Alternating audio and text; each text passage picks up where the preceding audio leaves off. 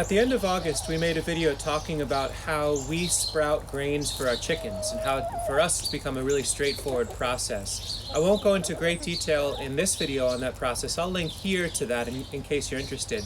What I'd like to do in this video is talk about how we take that concept and integrate it into our deep litter method that we use with our 60 plus hens. So let me get into that. As you can see, we definitely still add soaked grain each day to our mulch piles or sawdust, etc. Let them sprout and grow and then move them along so the chickens can enjoy really luscious fresh sprouts, and then that can be integrated into the system. So the thought is, well then how do we take what could be considered a nutrient nuisance in the form of the excess nutrient that's in their deep litter bed, and once we need to clear that out, how do we turn that into actually something valuable for them? It's pretty amazing how much nutrient accumulates under these hens each night.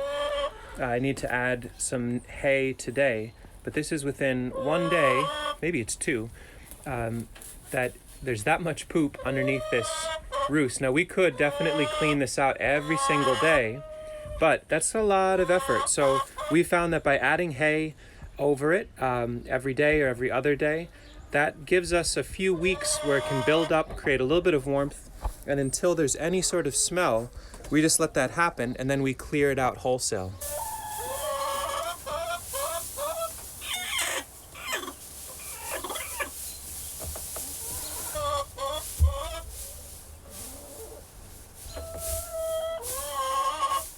The last time I cleared all this material out was about, I'd say 3 weeks ago.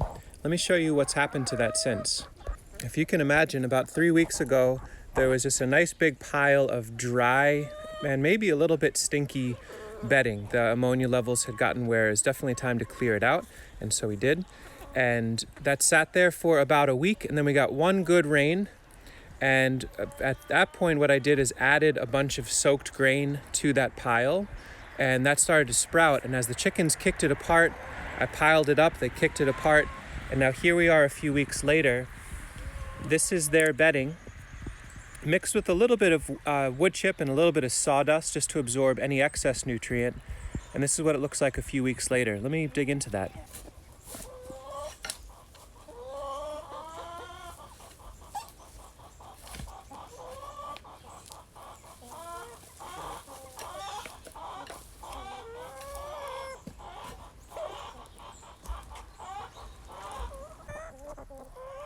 You can see a little steam coming off. There's definitely earthworms moving through and a ridiculous amount of fresh sprouts for our lovely ladies to enjoy. Now this was bedding, basically chicken poop and hay a few weeks ago, and where the real magic happens is by bringing it outside, allowing rain to work into it, piling it up. Basically the hens aren't going to be that interested in it when it's just their waste and hay, but when you pile it up, get some water into it. We just wait till rain happens. We're coming into the fall now, so that works. And once it gets that water, we can then add in sawdust or wood chips until we don't smell any ammonia whatsoever, and that's when we add the soaked seed. So this is probably about, a bucket or two worth of soaked seed in here. None of it goes to waste, because as soon as those seeds start to sprout, they're actively working into this material as well. It may seem gross that my hands are in here, but in the 3 weeks, this has already transformed into what I would consider nearly finished compost. Now we could add some charcoal, some biochar from our wood stove, but in this case, it hasn't been necessary. The sawdust did a great job. Fall leaves could be mixed in. But this is our chicken bedding turned into delicious sprout feast.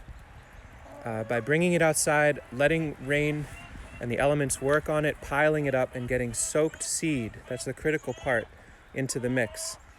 And now there's just lush young pasture all through this area in early October.